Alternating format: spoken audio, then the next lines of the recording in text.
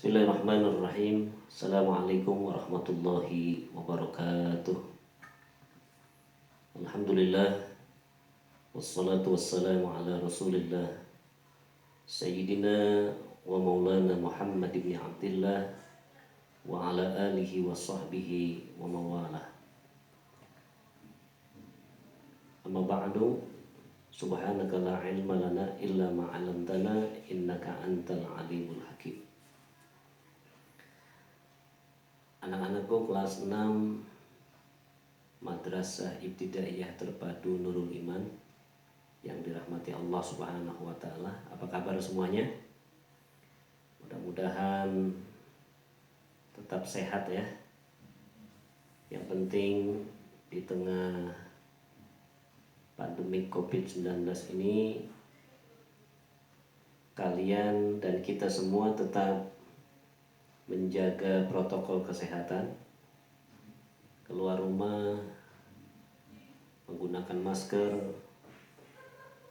mencuci tangan, dan sebisa mungkin untuk melakukan social distancing, menjaga jarak dari sebuah kerumunan. Itulah hal-hal yang bisa ikhtiar kita untuk menjaga kesehatan kita di tengah pandemik ini. Walaupun pandemik ini sudah ada sejak 3 bulan ini, sebenarnya Islam 14 abad yang lampau sudah memberikan sebuah tuntunan dan ajaran kepada kita, innallaha yuhibbut tawabina wa yuhibbul mutatahhirin. Bahwa Allah mencintai orang-orang yang senantiasa bertaubat kepadanya dan orang-orang yang selalu menjaga kebersihan. Jadi kebersihan itu adalah ajaran Islam. Bahkan Nabi SAW mengatakan an-nazafatu minal iman, bahwa kebersihan itu adalah bagian daripada keimanan seseorang. Nah, oleh karena itu tetap kita menjaga protokol kesehatan. Mudah-mudahan dengan ikhtiar kita ini Allah senantiasa menjaga kita dari virus Covid-19 dan juga virus-virus lainnya, penyakit-penyakit lainnya, dan kita disehatkan oleh Allah Subhanahu wa taala. Dan juga bersama ini saya Bapak memperkenalkan diri, Raimin Hendra Wijaya, SAG. Kebetulan mengajar sudah 20 tahun kurang lebih di MIT Nurul Iman.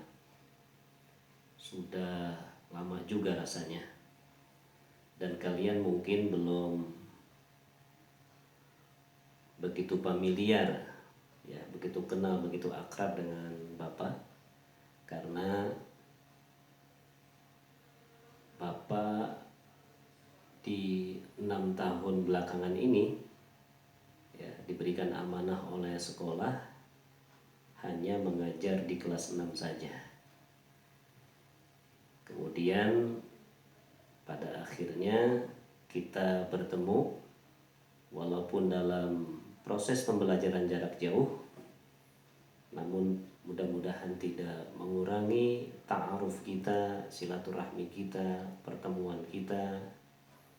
Yakin dan percayalah walaupun kita dipisahkan oleh jarak, namun mudah-mudahan hati kita senantiasa dekat.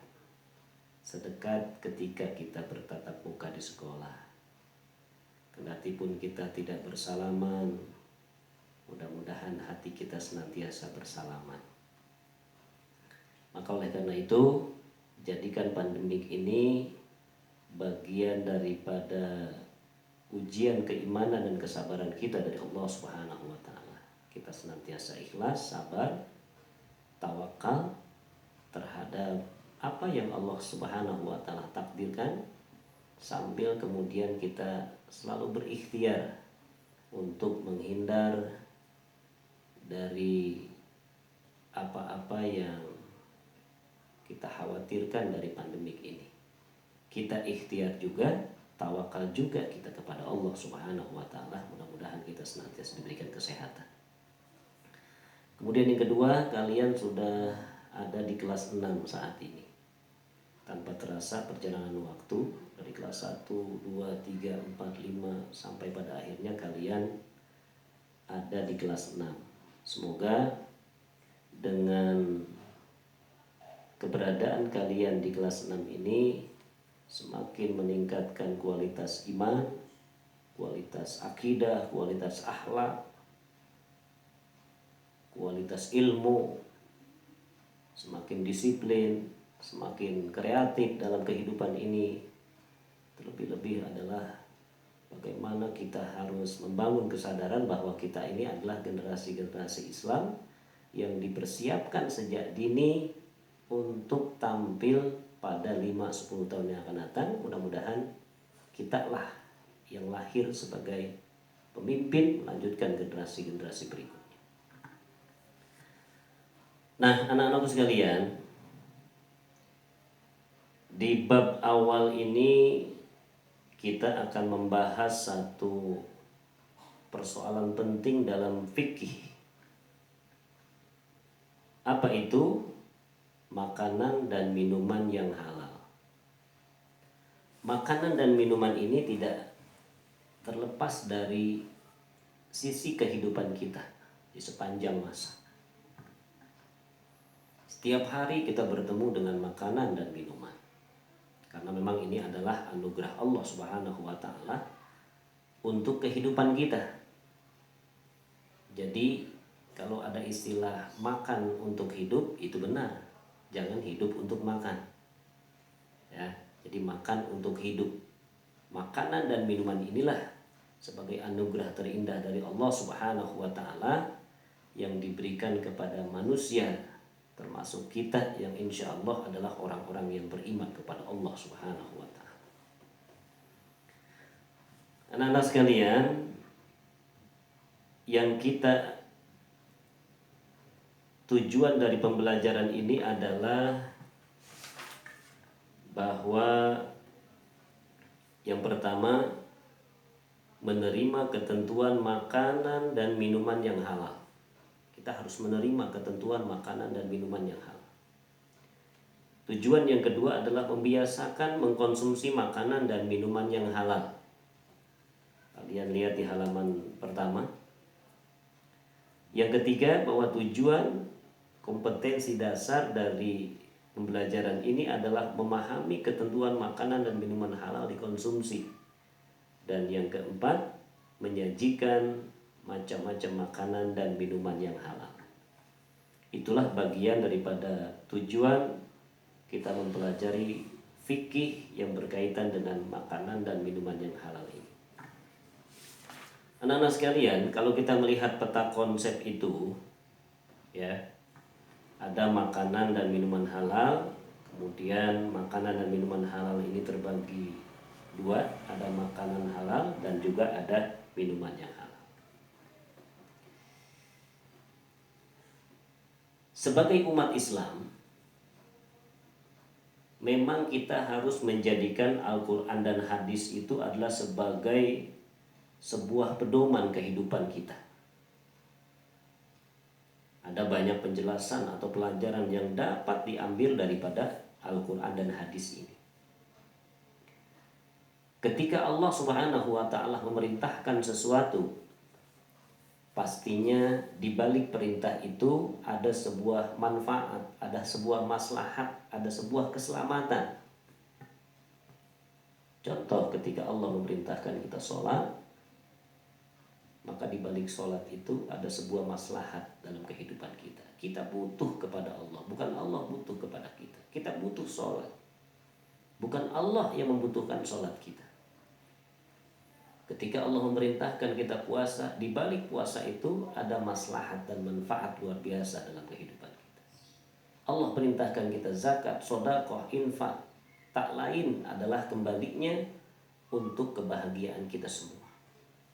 Termasuk ibadah haji, dan termasuk juga yang kita bahas pada kesempatan ini, makanan dan minuman halal. ketika Allah Subhanahu wa taala memerintahkan kepada kita untuk makan dan minum yang halal saja, maka di balik perintah itu pasti ada kemaslahatan bagi kita semua. Dan sebaliknya, ketika Allah Subhanahu wa taala memerintahkan kepada kita, melarang kita untuk melakukan sebuah perbuatan,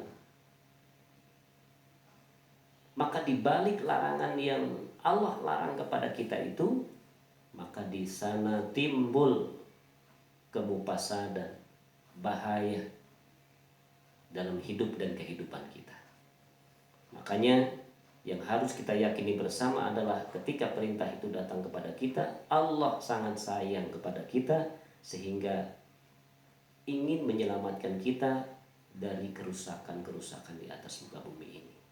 Dan begitupun ketika Allah melarang kita untuk tidak melakukan sesuatu, maka di balik larangan itu ada kemaslahatan, menghindarkan kita dari bahaya, menghindarkan kita dari kemupasadan, dari kerusakan-kerusakan kehidupan kita itu. Nah, inilah maknanya, anak-anakku sekalian. Nah, salah satu contoh yang dijelaskan di dalam Al-Quran yaitu anjuran untuk mengkonsumsi makanan dan minuman yang halal dan hanya yang baik saja. Ini perintah Allah. Tujuannya apa? Agar kehidupan kita maslahat, kehidupan kita manfaat, kita diselamatkan, kita dilindungi oleh Allah dengan aturan-aturan Allah ini. Nah, tengoklah di dalam firman Allah Subhanahu wa taala di halaman 3. Dalam surat Al-Maidah ayat 4, Allah Subhanahu wa taala berfirman, "Yas'alunaka maza uhilla lahum. Qul uhilla lakumut thayyibat." Mereka bertanya kepada kamu ya Muhammad, kata Allah Subhanahu wa taala kepada Rasulullah, apakah yang dihalalkan bagi mereka? Qul, jawablah Muhammad, uhilla lakumut thayyibat, bahwa yang dihalalkan bagimu adalah makanan yang baik-baik saja. Dari sini kita bisa mengambil kesimpulan bahwa ketika Rasulullah SAW ditanya oleh para sahabat, oleh umat manusia, apakah yang dihalalkan bagi mereka? Maka difirmankan oleh Allah Subhanahu wa taala, katakan ya Muhammad bahwa yang dihalalkan bagi mereka itu yang baik-baik saja. Termasuk kita. Ketika kita meyakini firman Allah ini, termasuk kita harus makan yang baik-baik saja. Yang kedua, dalam surat Al-Maidah ayat 88, ini masih punya kaitan dengan materi kita, makan dan minum yang halal. Wa kulu mimma razaqakumullah halalan thayyiban. Dan makanlah dari apa yang telah diberikan Allah kepadamu sebagai rizki yang halal dan baik. Allah memerintahkan kepada kita untuk makan dari rizki atau karunia yang sudah Allah berikan, tetapi dengan satu syarat, halalan thayyiban, hanya yang halal dan yang baik saja. Apa makna daripada halalan thayyiban? Tidak hanya halal yang diperintahkan Allah untuk kita makan itu, tetapi juga thayyibah, halal dan juga baik. Contoh misalnya, kambing itu halal, ya, semua manusia itu boleh memakannya, termasuk kita orang-orang yang beriman. Dihalalkan oleh Allah Subhanahu wa taala. Tetapi ketika ada orang yang mengidap penyakit darah tinggi, kalau dia mengkonsumsi atau memakan daging kambing itu, maka kemudian darahnya akan naik. Nah, dalam tatanan ini, maka daging kambing itu hanya halal saja bagi dia, tapi tidak baik. Kenapa? Karena memberikan mudarat bagi penyakitnya. ada alergi dengan ikan laut karena gatel, ikan lautnya halal. Tetapi ketika dimakan kemudian tumbuh gatel, maka belum thayyiban, hanya halal saja. Tetapi yang diperintahkan oleh Allah Subhanahu wa taala halal, halalan thayyiban, halal dan baik. Maka oleh karena itu, inilah syarat dari Allah Subhanahu wa taala ketika kita akan mengkonsumsi makanan atau minuman tertentu. Halalan thayyiban, halal dan juga baik. Nah, anak-anak sekalian, masih di halaman 3. Yang pertama yang akan kita bahas itu adalah makanan halal. Kita langsung kepada inti persoalan kita. Ya, dalam surat Al-Maidah ayat 4 dan ayat 88 tadi, di sini sangat dijelaskan bahwa hanya makanan halal dan baik saja yang boleh dimakan, terutama oleh kita sebagai orang-orang yang beriman. Hal tersebut adalah untuk kebaikan dan kesehatan kita juga. Yang pertama, arti makanan halal. Makanan halal itu adalah makanan yang boleh dimakan oleh umat Islam. Ini pengertiannya. Jadi pengertiannya secara fikih itu, makanan halal itu adalah makanan yang boleh dimakan oleh umat Islam. Dicatat, direkam dalam memori kita. Nah, ketentuan makanan halal ini dijelaskan Allah di dalam Al-Quran, bahwa semua makanan yang baik adalah halal. Hal yang dimaksud dengan baik atau thayyibah ini adalah yang bermanfaat untuk kelangsungan hidup manusia, menyangkut jasmani, rohani, ya, dan juga akalnya.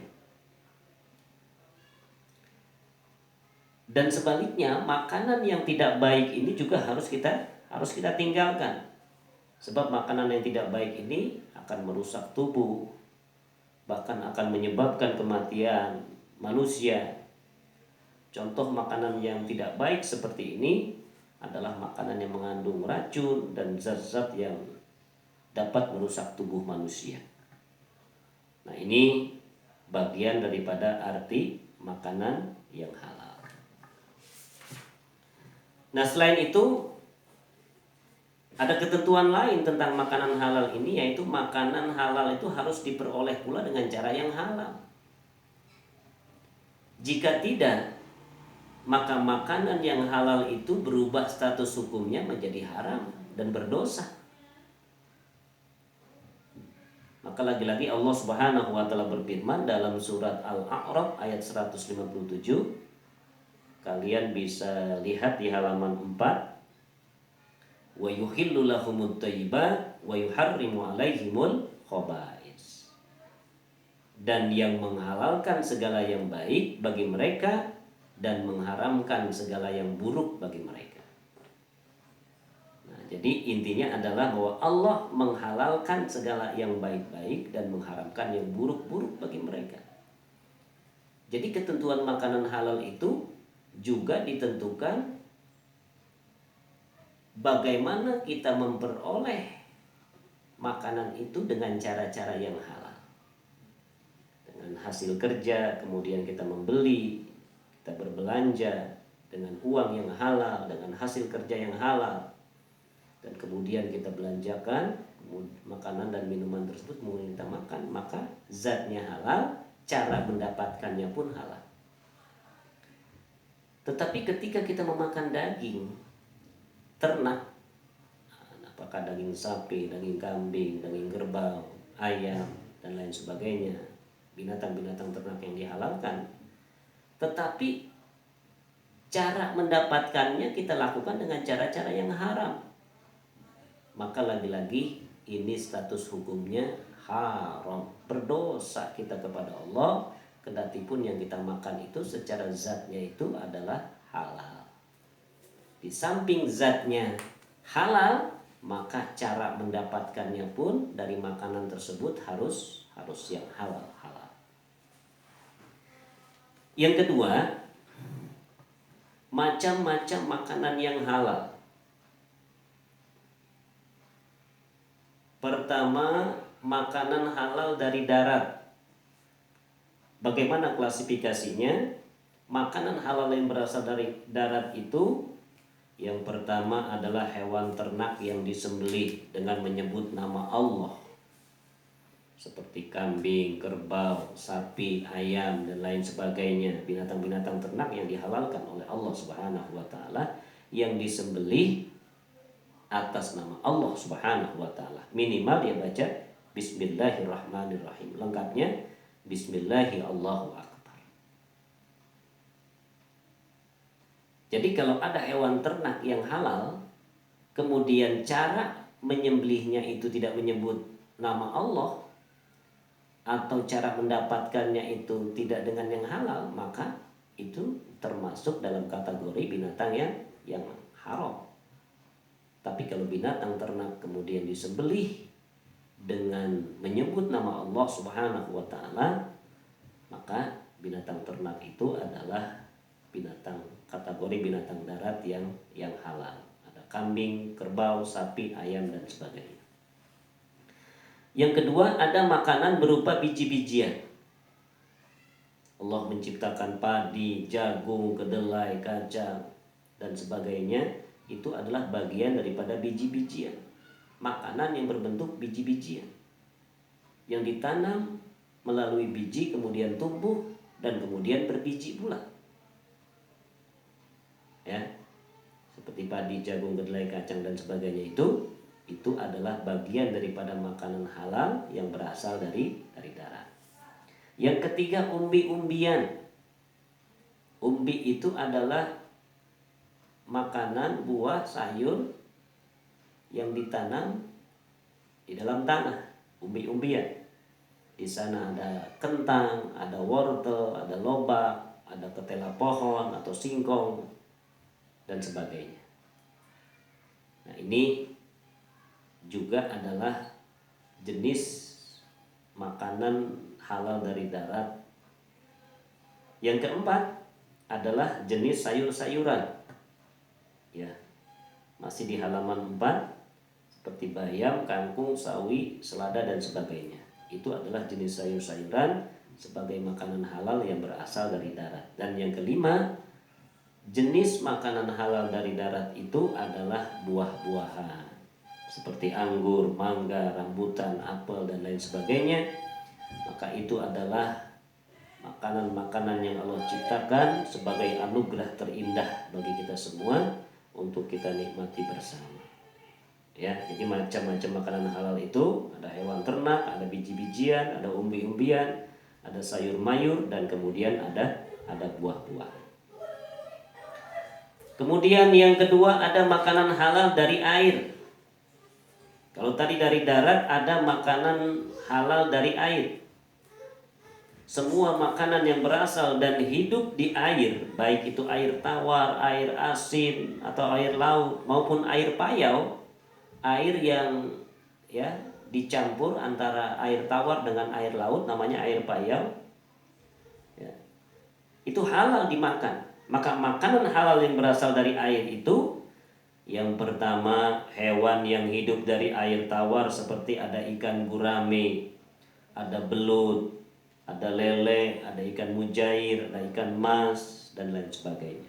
Itu adalah binatang yang dihalalkan oleh Allah Subhanahu wa Ta'ala. Kemudian yang kedua, jenis makanan dari air itu adalah hewan yang hidup di air laut, air asin. Ya, ada ikan tuna, ada cumi-cumi, ada kerang, dan lain sebagainya. Ini pun anugerah yang Allah berikan. Bermacam warna, bermacam rupa, bermacam rasa yang Allah ciptakan untuk kita nikmati, untuk kita makan. Maka sekali lagi kita mengatakan, nikmat Tuhanmu yang manakah yang kamu dustakan? Fabi ayyi ala'i rabbikuma tukadziban. Ya, rupanya beda, jenisnya berbeda, warnanya berbeda, rasanya pun berbeda-beda. Itulah ciptaan Allah Subhanahu wa Ta'ala. Dan yang ketiga, makanan halal dari air itu adalah hewan yang hidup di air payau. Sebagian air tawar dan juga sebagian air laut. Itu namanya air payau. Apa jenis makanan ini? Jenis binatang ini adalah seperti ikan bandeng, kemudian udang dan lain sebagainya. Tapi yang paling familiar yang kita dengar di air payau itu adalah ikan bandeng dan udang. Nah, ini jenis makanan yang halal dari darat dan juga makanan halal dari air.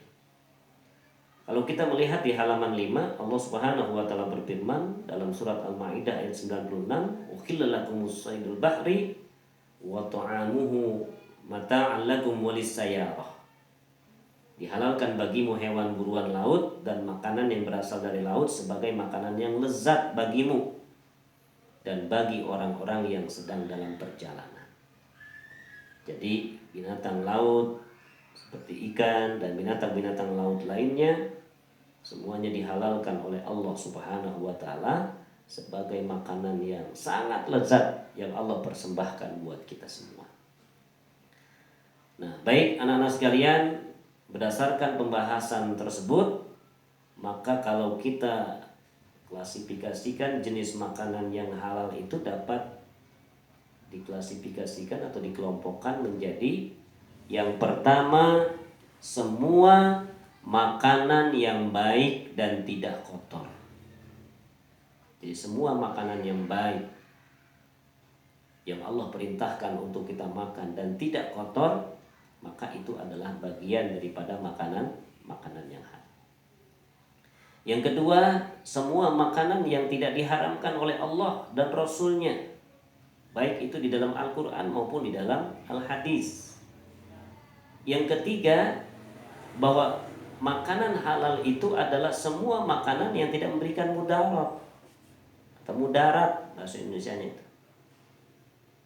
Tidak membahayakan kesehatan jasmani, merusak akal, moral dan akidah, tidak. Dan yang keempat itu, kesimpulannya bahwa makanan halal itu adalah hewan yang hidup di air, baik air tawar, air laut maupun air payau, maka itu adalah bagian makanan-makanan yang dihalalkan oleh Allah Subhanahu wa taala. Maka oleh karena itu, ketika kita sudah mengetahui, karena kita sudah mempelajari fikih tentang makanan yang halal ini, maka seyogianya bagi kita adalah memakan hanya halalan thayyiban, yang halal dan yang baik saja. Ketika kita sudah mempelajari fikih tentang makanan yang halal, maka palingkan diri kita untuk memakan makanan yang diharamkan oleh Allah Subhanahu wa taala. Ketika kita sudah mempelajari fikih tentang makanan yang halal, maka tidak ada satupun yang membuat kita rakus untuk memakan makanan yang diharamkan oleh Allah Subhanahu wa taala. Walaupun ada dua pilihan, ada makanan yang halal dan haram, Allah Maha Rahman dan Allah Maha Rahim.